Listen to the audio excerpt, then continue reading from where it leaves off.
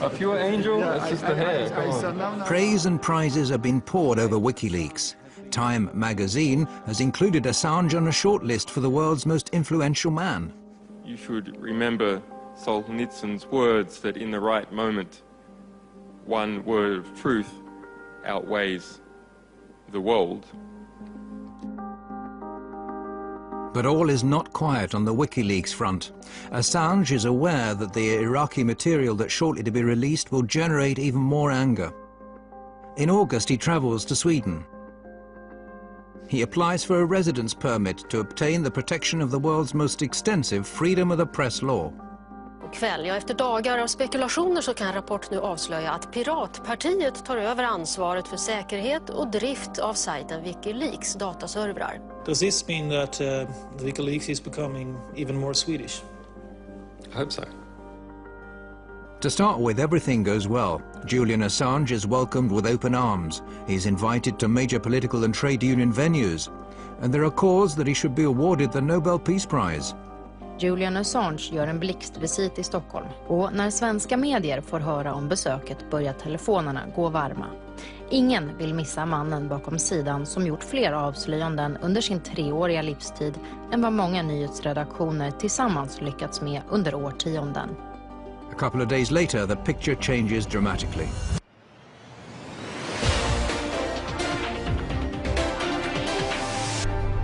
Åklagare har nu beslutat att inleda en förundersökning mot Wikileaks-grundaren Julian Assange.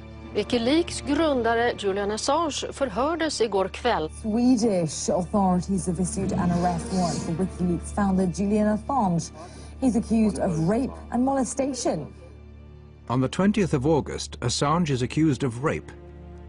The alleged crime is immediately leaked to the world press. Behind the accusation are 2 women who had casual relationships with Assange.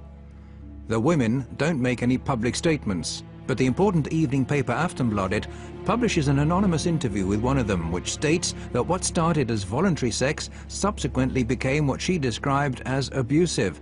But she's not afraid of him, and he's not violent. All right, Julian Assange, the WikiLeaks founder and the target of the rape allegations, joins me now on the line. Thank you so much for speaking to us, Mr. Assange. What do you think about this? Clearly it is a smear campaign of some kind. Well, I came to Sweden as a refugee publisher involved with a extraordinary publishing fight with the Pentagon where our people were being detained with an attempt to prosecute me for espionage.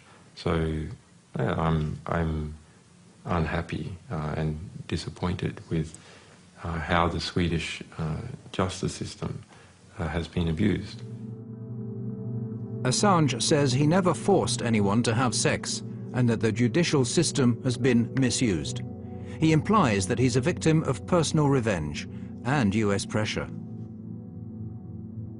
That troubled a lot of us that had worked with the organization, the way this case was mixed with WikiLeaks. The way, of course, there must have been a party at the American embassy in Sweden when they read these news. It's like, yes, we don't have to do anything except just to pass this on.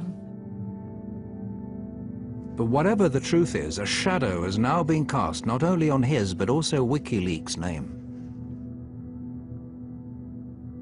The rape allegations lead to a storm of protests from WikiLeaks.